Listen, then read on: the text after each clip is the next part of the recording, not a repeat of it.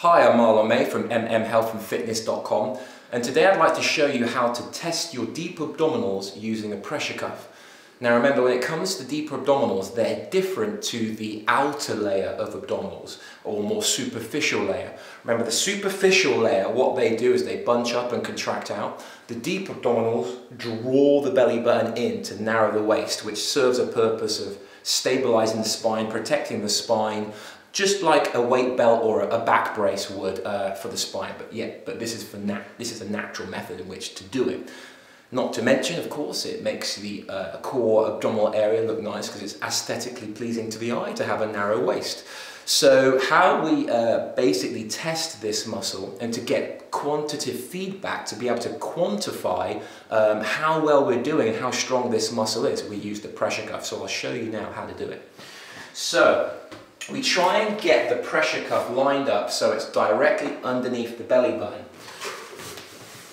Okay, and then from here, what I'll do is I'll inflate the pressure cuff to 40 millimeters. Okay, so try and get your body down as low as you can. Okay, and then I'll inflate that to 40 millimeters.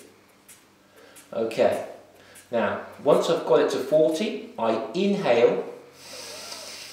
And remember, the belly should expand when you inhale, so you should see the needle pressure go up on the pressure cuff dial. That indicates a proper deep abdominal, deep belly breath. Okay.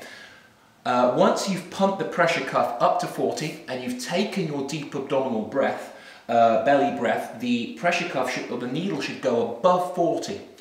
From 40, then exhale, the needle pressure will drop back down, and then you attempt to draw your belly button in.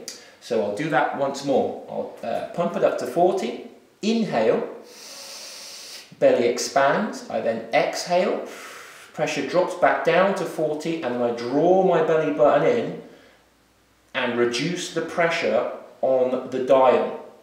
Okay? Alright, so I was able to do that and pass the test. What we're after is to draw the belly button in, and upon drawing the belly button in, the pressure should drop from 40 to 30. Each millimeter represents 10% function. So for example, if you pump the pressure cuff up to 40 and you're able to drop the pressure once you've taken your breath in and out, and then you draw your belly button in, if you're able to drop the pressure from say 40 to 36, that's a difference of 4 millimeters. So that indicates you've got 40% function of your deep abdominal muscle. Obviously, the objective is to get 100% function and drop the needle from 40 down to 30. When you can do that, you've passed the deep abdominal test. Okay. If you can't do that, the best way to strengthen the deep abdominals is to perform the 4-point tummy vacuum, which, just as a reminder, as the name suggests, that takes place in a 4-point position where you're here. And if you're able to do this alongside a mirror, it's ideal. You inhale, and that way you can look in the mirror to the side, you see the belly expand, and then exhale, and then the belly returns to normal.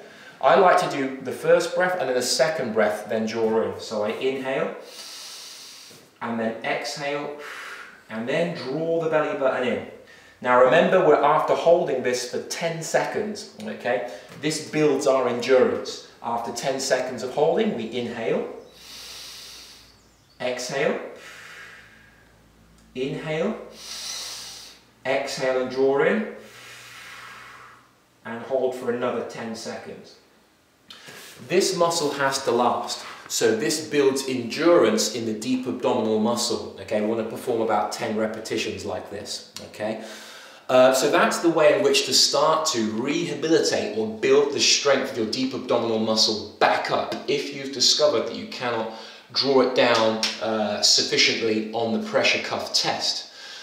Once you've done the tummy vacuum exercise from the 4-point position though, you can develop further strength and turn the actual test using the pressure cuff into an exercise where you do the same thing. You lie down on the pressure cuff, belly button down, breathe in, breathe out, breathe in, breathe out, and draw in and hold the belly button drawn in for 10 seconds. That would equal 1 rep. Obviously, we're going to do between, build up to ideally 10 repetitions to build that endurance.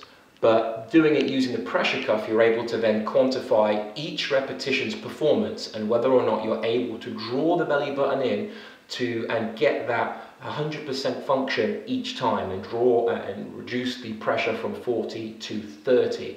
Then you have pretty much exhausted the deep abdominal muscle exercise, the tummy vacuum, and then you've got sufficient strength. And then you will continue to maintain that strength of drawing the belly button in with other exercises, and therefore the tummy vacuum exercise then becomes redundant. Okay, so for more details on how to perform this exercise and to pick up a pressure cuff, visit my website, MMHealthandFitness.com. I'm Marlon May, and I'll catch you soon. Bye for now.